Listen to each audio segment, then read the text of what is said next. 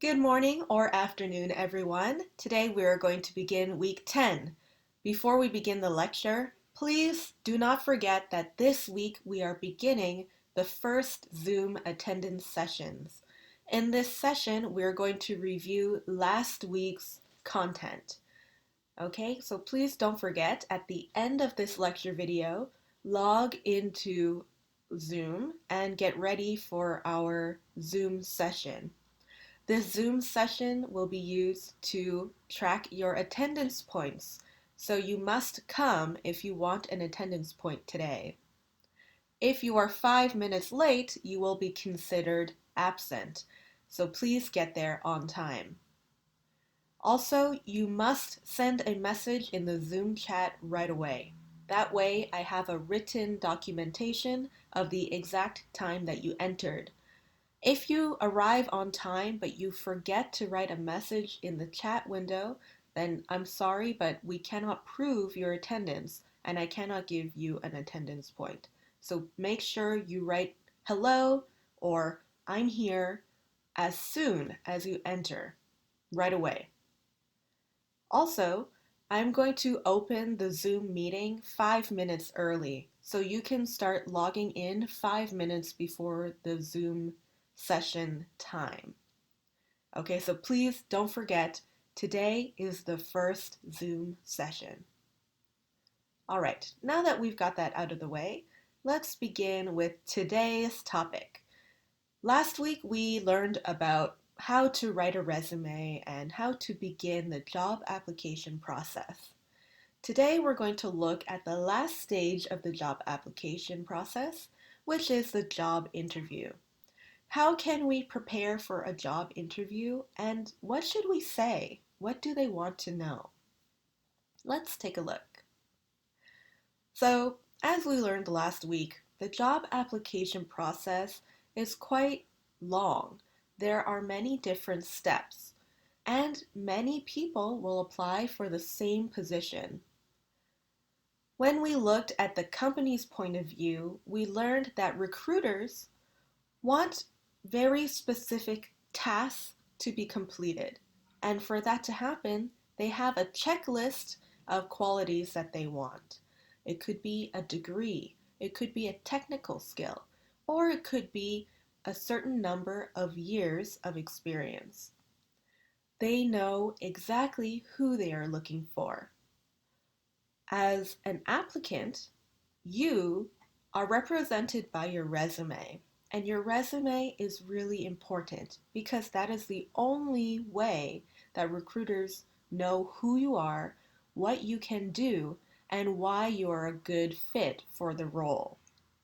So we learned how to make a good resume that gives a good impression so that you can make it to the interview stage. Can you remember how long each recruiter spends on a resume? They only look at the resume for 6 seconds. That's very short. But let's say, congratulations, you made it to the interview process. They found your resume and it was so good, they put you in the good pile. However, now there is a lot of competition between the best candidates, and you're one of them. So, how can we interview well so that we are even better than our competitors? Let's look at the interview stages. Not all companies will have the same process, but generally they follow this sequence. First, after they've chosen all of the resumes that they like, they begin calling the candidates to schedule an interview. During this phone call, they will tell you, yes, we have selected you for an interview. When are you available? After you schedule your interview, you will go in person or maybe online to have your first interview. We also call this a preliminary interview. For some companies, they only have one interview, the first interview. And then after the first interview, they make their selection. However, other companies might include a second interview or more. After all of the interview rounds have finished, they will make an offer and you will begin negotiations about your contract terms. You will negotiate salary and hours and perhaps even the responsibilities that you will be in charge of in your role. So, today we're going to focus on the actual interview stage.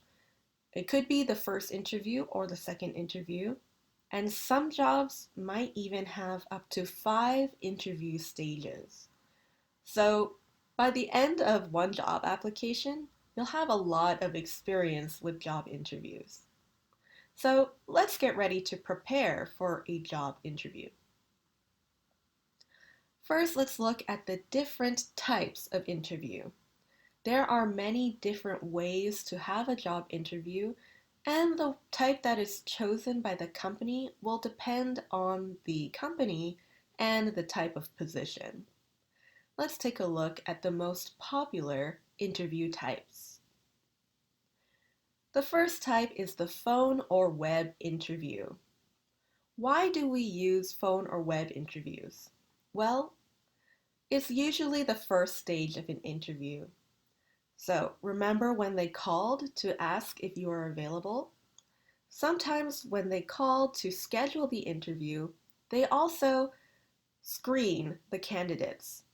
Maybe when they call, they learn some new information and they realize that the candidate is not really what they want.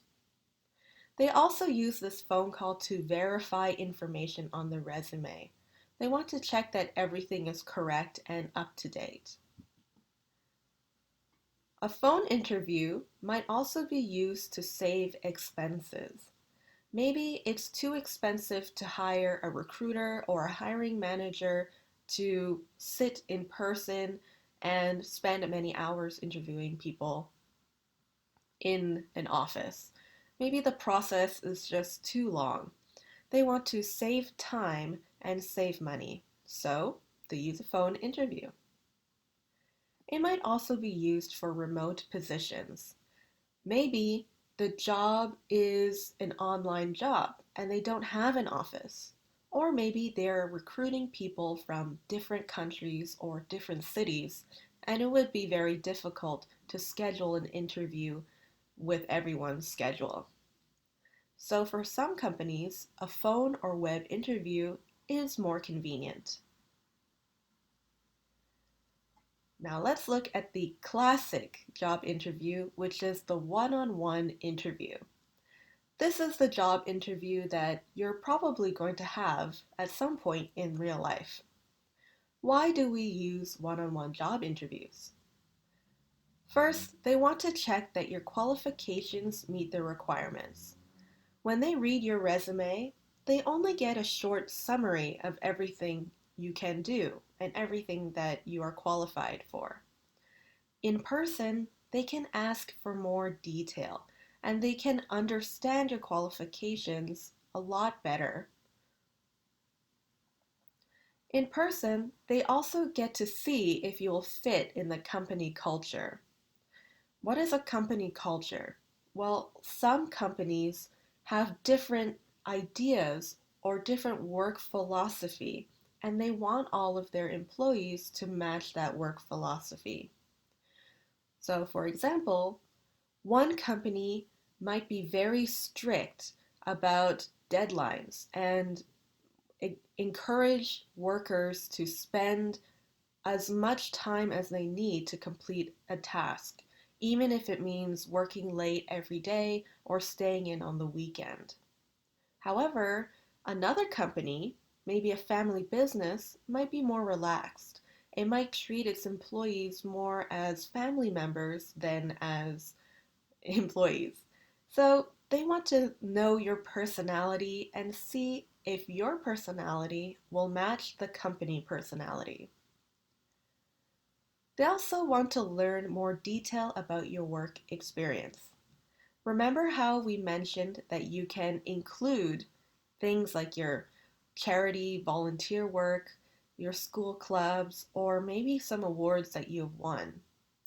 They only get a brief list of these accomplishments. Now, in the interview, they can ask you to tell a story about that accomplishment. Where did you go? What did you do? What did you learn from the experience? By asking these questions in person, they get to understand who you are as a person and who you are as a worker. And that's really important for a recruiter to learn. It's also a chance for you to build a rapport with the recruiter or hiring manager. Usually, the person who is interviewing is the person who will eventually become your boss or your manager. If you make a good impression in the interview, your future manager will know exactly what to expect after they hire you. You can also start to build a relationship with them or build a connection with them that will help you in your job if you get hired. So let's say you have a one-on-one interview with your future boss. And during this interview, you start talking about a hobby that you share, or you share a funny joke and you laugh together. This is a good way to build a connection that is more personal to the hiring manager. Finally, this is your chance to market yourself. When you're in a one-on-one interview, you have the microphone. The whole stage is yours.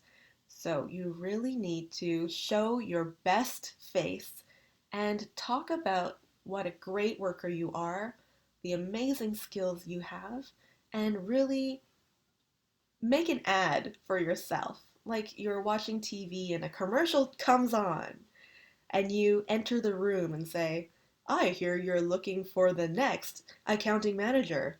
Let me tell you why I'm the best. Okay, so it's your time to show off. Our next kind of interview is a panel or committee interview. And this kind of interview can be really scary. Just look at the photo. One applicant will speak to multiple hiring managers or recruiters. Ooh, why do they use this technique? Well, it could be that many people are involved in the final decision. After the interview, all of the people will have a meeting together and share their opinions about each candidate. So it could be your direct manager in the future, the vice president of the company, the owner of the company, or maybe the head of the department. They will all collaborate to decide on the candidates. Next, it could be that the job involves multiple departments. So maybe if you take this role, you will be managed by two departments at the same time, and they need to coordinate what they need and how they're going to pay for it. So you might see multiple departments in the panel. Next, a really important one, it saves time. For example, a company might have many different processes to hire a candidate. Instead of doing each stage one at a time, they grab everyone and put them in a panel to look at the candidate at the same time. And that way they can quickly review many candidates and save time. 4. They want to test how you perform under pressure. This kind of technique is called a stress interview. It means that they might do something to make you feel uncomfortable. For example, someone might be very rude or ask very hard questions, and the other member of the panel might be very kind and ask gentle questions. They want to see how you react to different kinds of people because this is a simulation of the work environment. Some coworkers might be rude, some might be helpful, some might be a little cold. So they want to see how you react in these different social situations. And of course, when you have a large panel that is judging you, you feel stressed, and they want to see how you react to stress. So, by extension, they want to test your professionalism and social skills. Let's say you enter a job interview and you see a panel. One member is clearly the CEO of the company. The next is the accounting department head. And then we have some other people that you don't know. How are you going to treat each person? Will you treat them differently? Will you focus on the CEO and ignore the other people? They want to see your personality and social skills, and they want to see how professionally you can address each person in different levels of the company. So, in response to that, you should engage with every member of the panel. You never know who they are or how important they are. And of course, it's only polite. So, when you have a panel or committee interview, always greet each person, shake each person's hand, and when you answer questions, look at everyone. Don't focus on one person. Move your eyes, look at each person, and connect with every member of the panel. The next type of interview is a group interview. This is the reverse of a panel interview. In this interview, there is one recruiter or hiring manager and many applicants who are being interviewed at the same time. This is also a very intimidating interview style. Why do they use this interview style? One, it could be because all of the applicants are applying for the same position, and they want to have a side-by-side comparison of each candidate. By having the candidates side by side, it can make it easier for the hiring manager to make a decision. They might also have multiple openings in the same position. This is especially true in retail jobs. For example, let's say Starbucks needs to hire 3 new baristas. Instead of wasting time interviewing each person one at a time, they can interview 10 people and then choose the 3 best candidates from the group. Now they've filled all of the openings and they're looking for the same requirements for each candidate. It saves a lot of time. Next, it might be a way to test your leadership skills. Sometimes in a group interview, the hiring manager will give the candidates a task. For example, he might give you a problem and divide you into smaller groups. Group A and Group B work together to solve this problem. They want to see who will take leadership, who will support the leadership well, and who will reject the group and who will not cooperate with the group. So this is a great way to see if you are a good team member. Exactly. So they want to see how you function in a group. And if you step forward to be the leader, that's a really good thing for them to see. Sometimes this type of interview is also used for jobs with high turnover. In other words, employees come and go often. They often hire new people, and people often quit or leave for various reasons. Retail or service industry jobs are a good example of this. Let's say you are looking for someone to work in a shopping mall. You need to hire many people now and next month and 2 months later. It would save time to just review all of the candidates together, and then keep a list of the candidates that you liked. Then in the future, when you have another job opening, you already know that, oh, Lisa was great. I'm going to call her. So this is another way to save time if they know they are going to hire again soon. All right, so now that we learned the various types of interviews, let's think about the purpose of the interview. What are we trying to achieve? I know an interview can be really stressful and scary, but just remember, an interview is not an interrogation. They're not there to tear you apart or find reasons why you are bad. They want to find reasons why you are good. Also, the interview is a conversation. Both people, the hiring manager and you, the candidate, should be asking questions of each other and getting to know each other better. I know a lot of people enter interviews and they're very nervous and they don't say anything except to answer questions. But today we're going to learn how to answer questions and also how to ask questions. Asking questions is really, really important. So let's take a look at the job interview. We have recruiters and we have applicants. First, the recruiter. What do they want to accomplish in an interview? They want to check what you have to offer. They already know a basic list. Now they want to know in detail, and they want to see it with their own eyes. Your skills, your abilities, and your basic knowledge. They might ask you questions about your basic knowledge.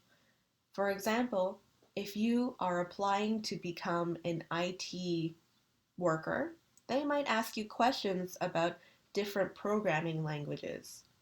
Or if you are a medical student, they might ask you questions involving different medical areas that you might work with. They also want to know who you are as a human being. This is the first time that you are real, not just a paper, but a real person. This can include your personality, your character, and your personal interests. Things like how determined you can be, or what a leader you are. Or maybe you're a quiet person and you follow instructions well. Next, they put that together to learn whether you will be an asset to the organization. How useful will you be in their company? They know what they need and they know the kind of person that they want. Sometimes you might be a great candidate, but it just doesn't match with the puzzle piece they are looking for.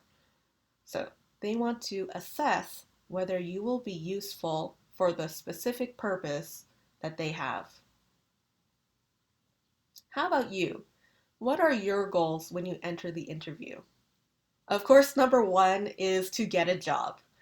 We always want to get a job because we need money to live our life. But there are more than that, more reasons than that to get a job. So, number one, you want to market yourself in the interview. You want to showcase your accomplishments and things that you are good at. Think of it not just as a one-on-one interview with the company, but also maybe a networking opportunity. Maybe the company hired a third-party recruiter, and this recruiter is looking for candidates based on what the company needs. If you have a great interview and unfortunately you don't fit that company, the recruiter might think, I remember this person. They were really great. I'm going to recommend them to another company instead. So, if you market yourself well, you can form useful networking connections even if you don't get this job in particular. When they are asking who you are, this is your chance to build a rapport. Implement your soft skills to build a relationship. Show that you can listen well or that you can manage social situations well. And when they ask whether you will be an asset, this is your turn to flip that question and ask yourself and ask the recruiter if the company will be an asset to you as well. You want to learn about the position and the organization. What exactly are the work responsibilities? And ask them to give examples of how they did it in the past. You want to learn about the work culture and you want to learn about employee turnover. Ask them, the person that I am replacing, why did they leave? Did they leave because they were unhappy with the work culture? Did they leave because the work was too stressful? Or did they leave because they wanted to grow in another direction or because they retired or they had a baby? These types of answers can tell you a lot about the company and what they expect from their workers. If you already have an idea of the work-life balance that you want, which we talked about in a previous lecture, then you can assess whether this company will match your lifestyle and match what will make you happy in life. So, in an interview, it goes both ways. You want to show how good you are, but you also want to know if the company is right for you. Okay, so the main part of our lesson today is learning how to prepare for the most popular interview questions. If you look for this online, you'll usually see a list of 10 most popular questions. In the interest of time, today we're going to look at the top 5 most popular questions. So, one thing before we begin, our final speaking exam. Remember that our final speaking exam will be a job interview on Zoom with me. I will be your recruiter. So study these questions for the exam, okay? You can always review this video and rewatch it again, but I recommend taking notes now so you can prepare for the final exam later. I've put the final exam dates on this PowerPoint, but you should have it on your syllabus as well. So for Economics 3032, which is our undergrad class, your final speaking exam will be on Monday, June 22nd. And if you're in the graduate program in YB 950, your speaking exam will be on Thursday, June 25th. Okay, so we're going to review these questions, and these questions will be used in the final exam. Okay, so write down a list of the questions and practice your answers before the final exam. Of course, when we get closer to the final exam, I will give you more detail about how we will organize our job interview appointments. Okay, so popular question number 1. This is usually the first question that a job interviewer will ask. It's a good question to break the ice and just get to know you as a person. However, they don't want to know about all of your hobbies and, well, I grew up in this town and my dad worked like this and my mom was that and we had a pet dog. This is interesting, but it's not relevant to the interview. What they're really asking when they ask, can you tell me about yourself? Is, can you tell me why you as a person are a good fit for this role? So, they want to know why you are an excellent fit for the job. This is your chance to show your personality, how you as a human being are a good fit for this job. So you're going to start talking about your personal qualities and then connect them to your work skills. And we're going to do that by using this sentence structure. I'm the type of person who dot dot dot. Okay? So let's take a look at a response, example of a response. So, can you tell me about yourself? Our first step, we're going to talk about our personality. Second step, we will give an example of how our personality improved our work. And then 3, we'll connect it to the job position. Okay, so let's read a sample answer together.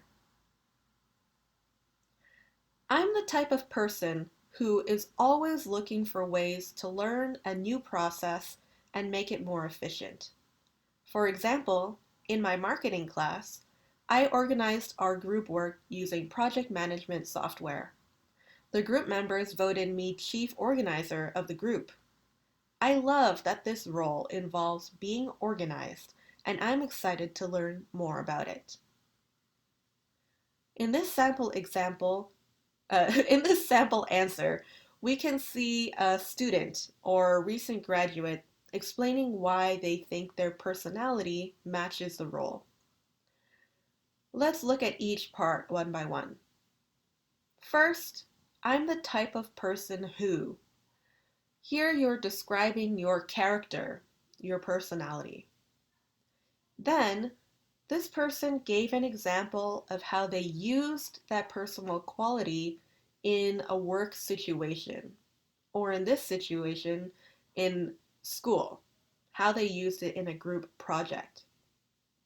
They give a really specific example, and they tell a little story about what they did. Finally, they connect it to the job position. We don't know what the job position is here, but it doesn't matter because we can see. I love that this role involves. They're connecting this role with the part of their personality that is what makes them a good worker. Okay, so when you write your answer to this question, use these red sentences to help you build your paragraph. We should always keep the answer brief because if we talk for too long and get lost in all of the details, then the interviewer will lose interest and they will start losing their attention. So keep it brief, but keep it direct. Question number 2. Why are you interested in this role? This is a really important question for the recruiter to ask. They want to know, one, if you really understand the role. They want to know that you understand exactly what is involved in your responsibilities and what they expect you to do. They also want to know your motivations. They want to know why you're interested. If you just say, well, someone needs to pay the bills, that's not really a very engaging answer. They want to know that you actually like the job, that you actually think it's interesting, and they want to know why. In other words, they want you to show enthusiasm for the role. Are you excited to join their company and do something with them?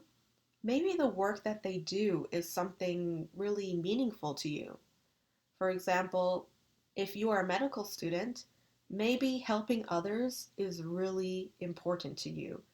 So you're very interested in becoming a medical intern. So, to answer this question, we're going to choose one skill and focus on that. And we're going to use this sentence structure. I really enjoy something. Let's take a look at a sample answer. First part of the answer will talk about what part of work they enjoy, the thing that is really motivating or rewarding for you. Next, you're going to connect the skills to the duties of the job. And by duties, I mean the specific responsibilities of the job. And finally, you are going to show your eagerness for the job. Show your excitement. Show that you are really enthusiastic about what you can do. Okay? So let's read it together. I really enjoy working on small-scale residential projects in my current role. I'm interested in this position because it allows me to use my technical expertise for more large projects with higher impact. I'm eager to create designs for an industry leader like Cloud Clearwater. In this sample, we have someone who maybe is an architect. And first, they explain what they really enjoy about their work. Something that feels intrinsically rewarding. Remember, we talked about external and internal motivation? They want to know about your internal motivation. So, they really enjoy working on this type of project. Now we're connecting it to the duties of this job. I'm interested in this position because it gives me an opportunity to do something. And notice that we're talking about an opportunity to grow their skills. The hiring manager or recruiter wants to hear that you are interested in growing and improving and doing better things over time. Finally, we show our enthusiasm. I'm eager to do something. We can also show our enthusiasm just by our energy, a big smile, or bright eyes, body language, our voice. We can show our happiness. A hiring manager wants to pick someone. I mean, imagine in a classroom. The teacher is looking for someone to answer a question. Everyone is sitting like this, looking on their phone, but one student in the corner says, pick me. That is the person that the recruiter wants to hire. Someone who is eager to learn something, to grow and do something really great. All right. Question number 3. What are your goals in the future? They might also ask this question like, what do you think you will do in the next 5 years? Or what are your plans for 2030? They're going to just ask about your future plans or your future goals. They ask this question because they want to know if you will stay with the company for a long time. They want to know if the way you want to grow is going to fit with their company. Maybe they have a role that is going to grow one way, and they realize that you want to grow another way. That means that at some point, you're going to leave, and maybe they don't want that. Or maybe you want to grow this way, and the company has the perfect role for you, and they want to give you that opportunity. So, what are your long-term goals? They also want to see your ambition. Are you someone who is always climbing the ladder and looking for another challenge? Or are you a person who is comfortable staying in one role and really becoming an expert in that position and staying there for a long time to become a really reliable worker in that role? Both of those types of ambition can be really good for different reasons. So don't worry if, oh no, I'm not a ladder climber, or maybe I move around too much. Just be honest about what you want and the kind of worker that you are. Next, I want to talk about how you will build your skills. They don't want to hire someone who's just going to be inert or who won't change. They want to see someone who has an idea of how they want to develop themselves. It shows that you are interested in your own self improvement.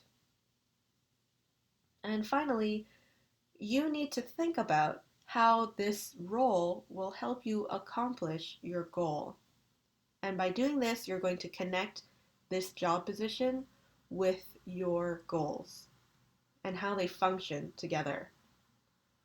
So, to answer this question, we're going to use this sentence structure. I would like to. Let's look at a sample answer. First, the sample answer will talk about a specific skill goal. Then it will talk about an example of how this job will enable you to grow. And finally, it will name a specific department or title. In other words, a very specific work goal. Let's read it. I would like to continue developing my marketing expertise over the next few years. One of the reasons I'm interested in working for a fast-growing startup company is that I'll have the ability to collaborate with many different departments. I believe this experience will help me achieve my ultimate goal of someday leading a marketing department. All right, so in our first sentence, we use our sentence structure, I would like to.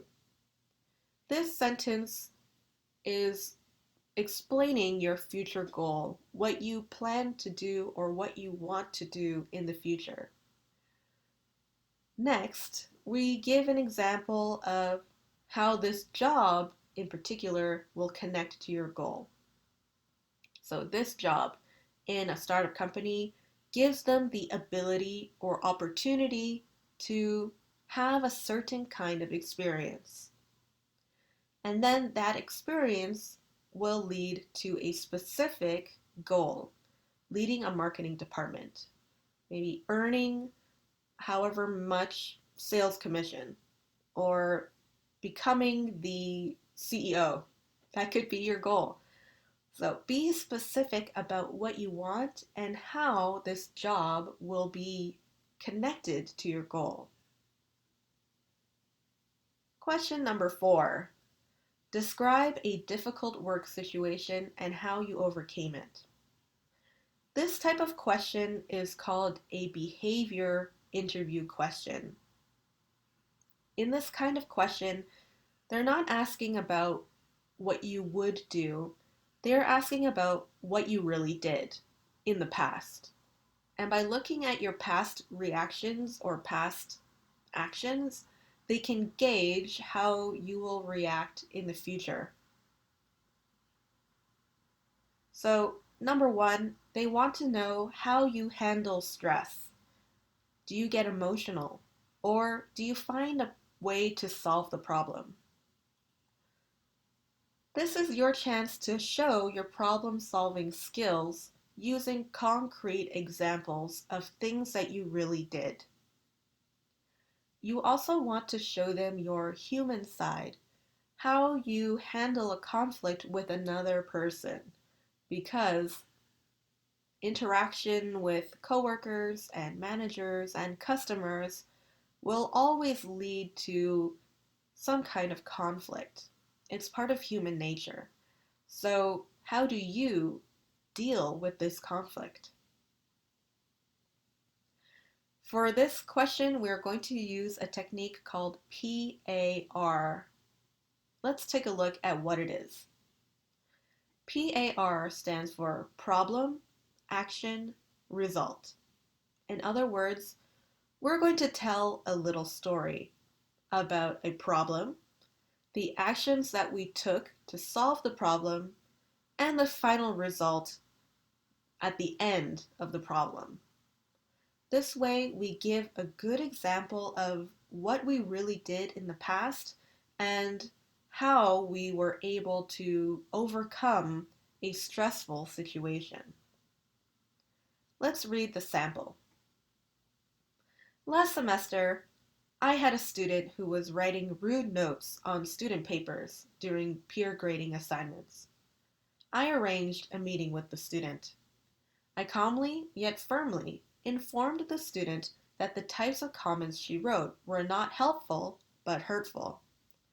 Together, we discussed the types of comments that work best on student papers. In the end, the student walked away with a good understanding of how to provide constructive feedback to other students. This was an example written by a teacher to explain a problem that she had in her classroom. So let's look at the answer in detail. First, they explain the problem. They give a specific context to the problem. In this situation, it happened last semester.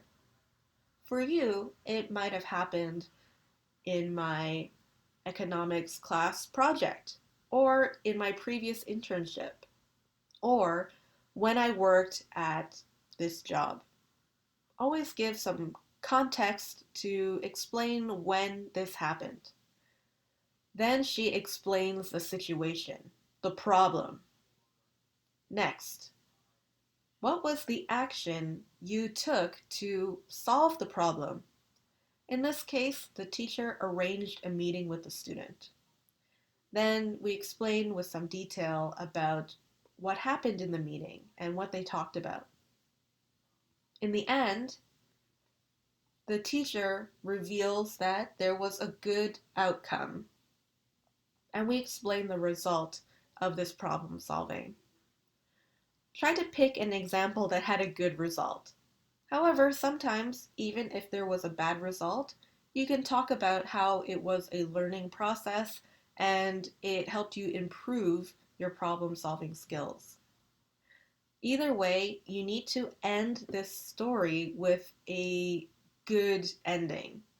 Either it went well or you learned something and now you can move forward. Okay? So there are no specific sentence structures to use because it will depend on your story. But remember, our story structure is problem, action, result. Give a concrete story of a stressful situation.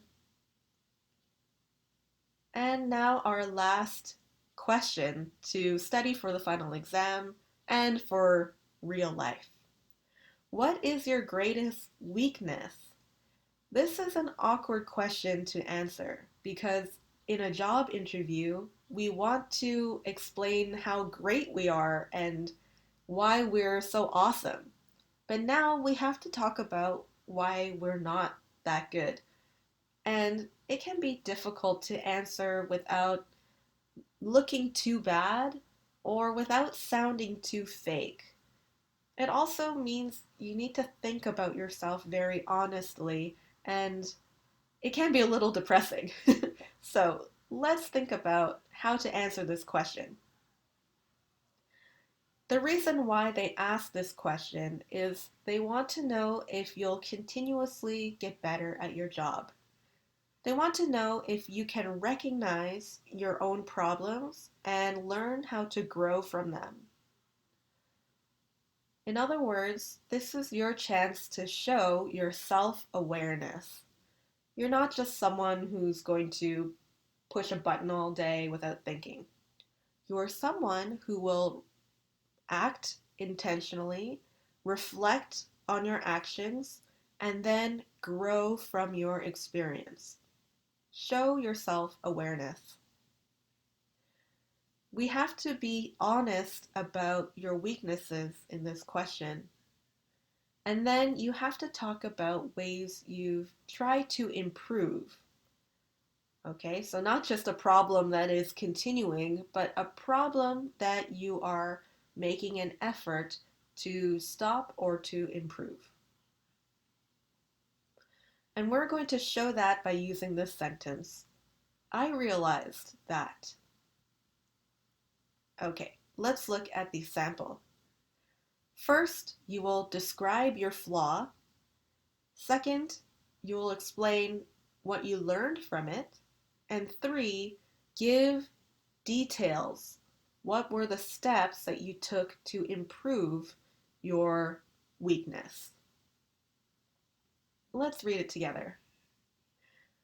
Earlier in my career, I noticed that because I was so enthusiastic about my work, I had a tendency to say yes when I should have been saying no.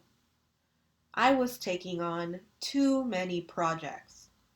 I became so overwhelmed by my workload that I was working evenings and weekends.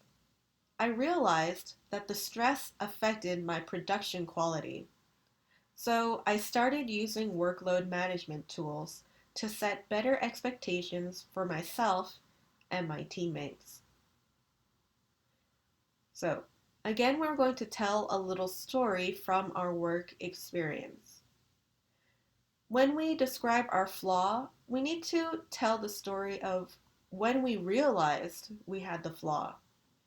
So, we say, I noticed that something bad happened, or I noticed that I was doing something wrong.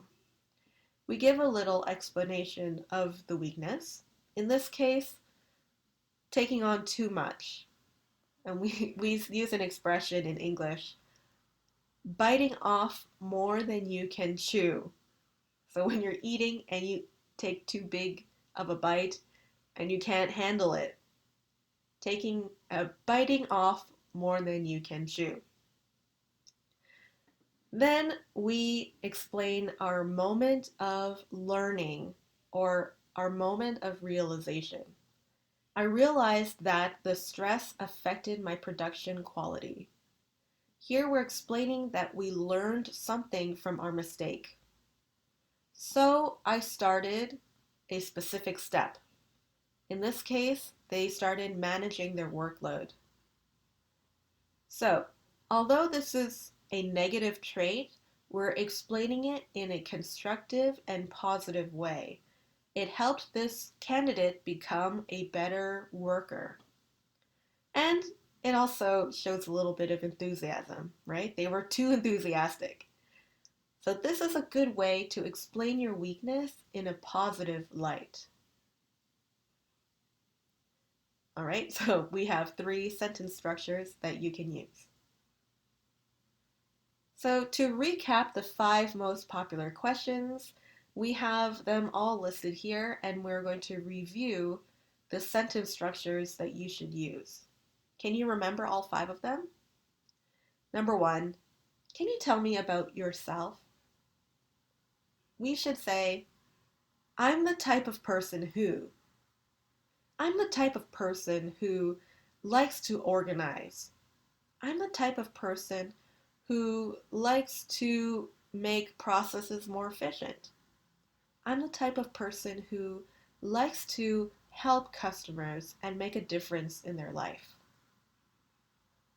Number 2, why are you interested in this role? I really enjoy drawing architectural blueprints. I really enjoy helping families come together. I really enjoy some kind of skill. Number 3, what are your goals for the future? I would like to. I would like to become the sales manager. I would like to run my own startup company one day. Number 4, describe a difficult work situation and how you overcame it. We're going to tell a story using PAR, problem, action, result. And 5, what is your greatest weakness? Well, I had a weakness, but I realized that blah, blah, blah. Okay, so take note of these questions and the way that we should answer these questions. Then you can use these notes to prepare for the final speaking exam. Okay, great. Now let's move on to questions you should ask because every candidate should ask at least one or two questions before the end of the interview. This is your chance to really learn about the job and learn about the company from the inside. Remember, in the past, we looked at company reviews, and employees wrote reviews about their work life at that company. If you research the company before the interview, you will already know some of that information. But now you can hear it directly from the company representative. Maybe all of the reviews said that they were treated unfairly and the work hours were too long. And now the hiring manager is saying something different. Do you trust what the hiring manager said? Do you trust what the employees said in the review website? This is a chance for you to decide if the company is really trustworthy or if the role was explained honestly in the job ad. There are some things that hiring managers might say, like, well, we work hard and we play hard. In other words, we work a lot, but then we party a lot. Is that the kind of job or work culture that you want to join? That's really, really intense? Or do you prefer a job where the company will say, everyone here is part of our family? Or we're very family friendly and we understand parents need a lot of time off. These are the kinds of things that you want to learn in the job interview. Because after the job interview, there's no other opportunity to learn about this stuff. Okay, so if you go on YSEC, you will see our participation work document, and on that document, there are 20 questions included that you should ask during a job interview. Of course, these questions are really important, but we don't have time to review all of them. So let's just focus on the top 5 questions. Okay, and you can see the list here. So number 1, describe the typical career path of this position. Remember how the recruiter wanted to know about your career goals? Now you want to know about the opportunities that are actually available in this company. Maybe you really know what your career goals are. You want to know if the company will be open to you achieving those goals. Or maybe the company is very restrictive and they don't allow the employees to grow very much. You want to learn about the opportunities that they will offer you.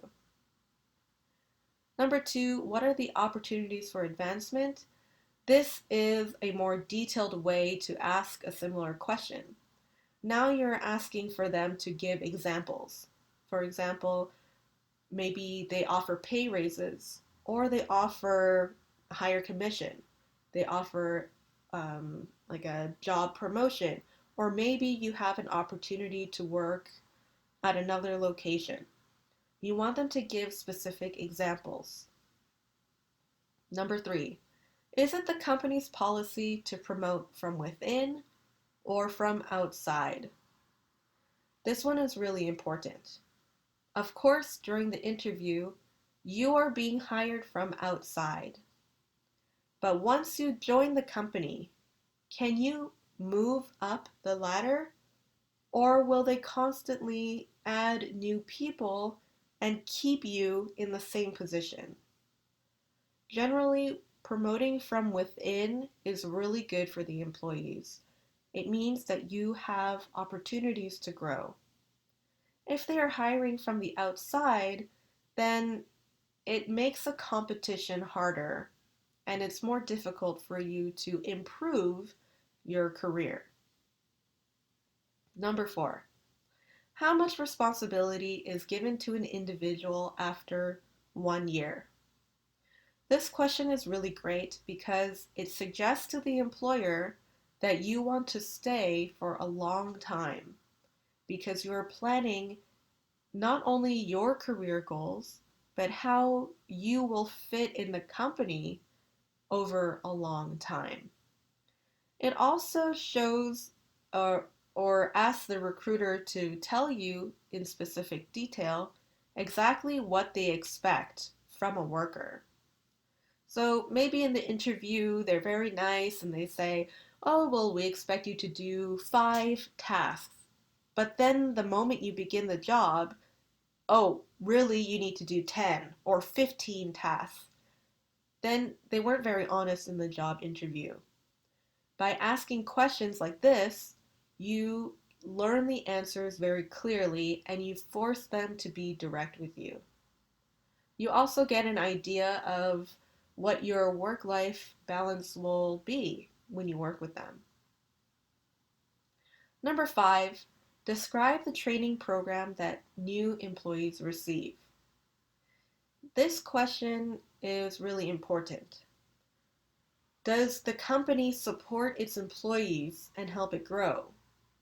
And 2, it makes sure that you are going to be introduced to the job well. When you begin the job, will they just throw you in the office and expect you to do something? Or will they teach you about the process and show you all of the ropes? You want to know that you will be supported, especially if you are a recent graduate from school and this is your first job. If a company doesn't have the patience to help its employees grow, then you can expect that they will also be impatient about the results that they expect. So this question is really important. Will the company help you grow? Or will they be very strict and maybe quite stressful? All right. So as we move down the list, you'll see more and more examples of things that you can ask. And these questions start to get really specific about the job that you're applying to. They help you imagine what life would be like once you already have the job. What do I need to do? Who should I talk to? What do you expect? This way, the relationship of your job and the hiring manager's expectations is clearly defined before you even begin the job. It shows to the hiring manager that you're very serious about this job and that you're already thinking about how you will operate in the company. Okay, so when you have time, take a moment to read all of these questions and maybe circle the ones that you think are the most interesting and that you would want to ask. All right. One really important question that we shouldn't ask in the job interview. Don't ask about salary or about other perks like vacation time. These are things that you will discuss after you are offered the job. Right now in the interview, your purpose is to discuss why you are qualified and to learn more about the job and the company. Things like salary, insurance, vacation, and all of that, those are details that are on the contract. And when you start discussing a job offer, then you can ask about contract details. Otherwise, it's not appropriate to ask about these questions in a job interview. All right. So for this week's participation work, it will be a little bit longer because you need to think deeply about your answers.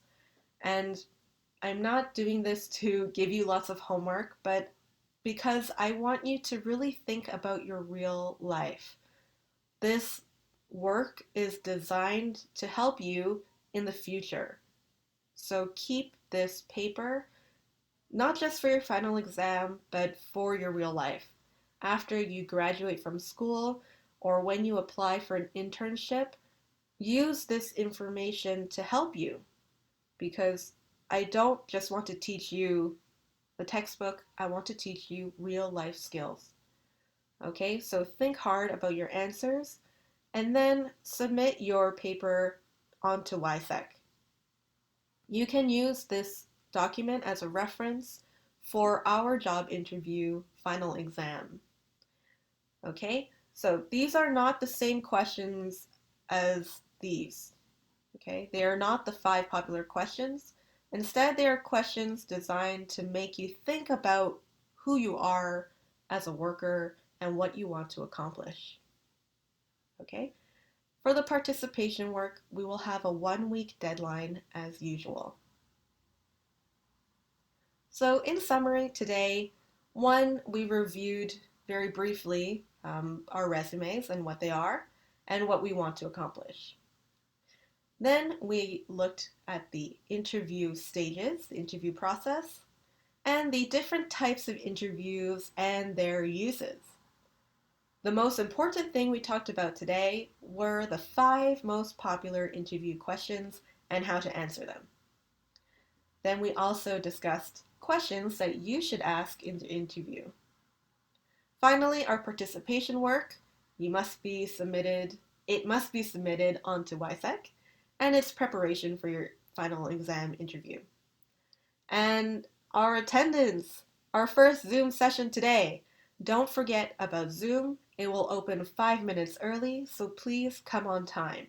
I will be very strict about our Zoom attendance because we will have a detailed record in the chat history. So you must send a message in the Zoom chat right away.